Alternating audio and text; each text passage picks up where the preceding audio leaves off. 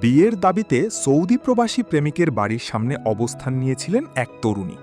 হাতে ছিল বিষের বোতল, সঙ্গে ছিল আত্মহত্যার হুমকি। রাতভর অনশনের পর শেষ পর্যন্ত ঘটল নাটকীয় পরিণতি। বিয়ে হল সেই প্রেমিকের সঙ্গেই।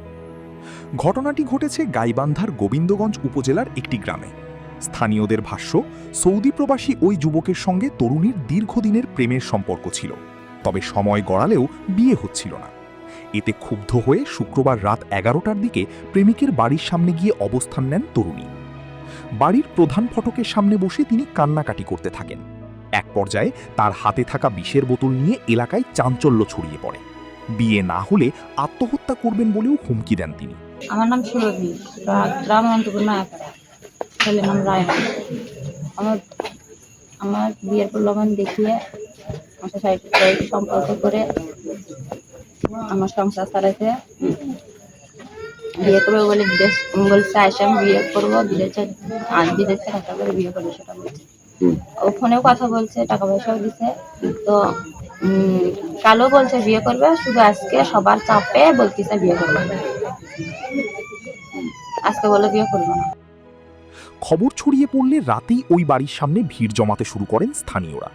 পরিস্থিতি উত্তপ্ত হওয়ার আশঙ্কায় স্থানীয় মাতবর ও গণ্যমান্য ব্যক্তিরা ঘটনাস্থলে গিয়ে বিষয়টি মীমাংসার উদ্যোগ নেন।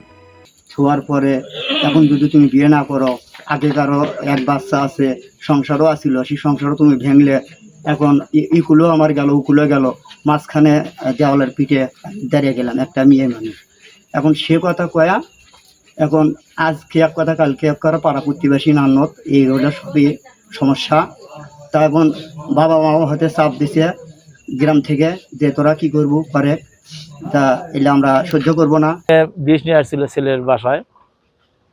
তখন গ্রামের লোকজন সবাই মানে একদিকে মেয়ের দিকে বিয়ে শাদী হোক, তো আর ছেলের পক্ষ দেখছে আর মানে হচ্ছে না, তখন সবাই মিলে বসে মীমাংসা হয়, একটু বিয়ে শাদী হয়েছে। প্রায় 12 ঘন্টা পর শনিবার বেলা 11টার দিকে তাদের বিয়ে সম্পন্ন হয় বলে জানান স্থানীয় ইউনিয়ন পরিষদের সদস্য মাহাতাব মণ্ডল। তার ভাষ্য অনুযায়ী স্থানীয়দের মধ্যস্থতায় শেষ পর্যন্ত সৌদি প্রবাসী যুবক ওই তরুণীকে বিয়ে করতে সম্মত হন। এরপরই অনশনের সমাপ্তি ঘটে। ঘটনাটি সামাজিক যোগাযোগ মাধ্যমে ছড়িয়ে পড়লে মুহূর্তেই তা আলোচনায় আসে।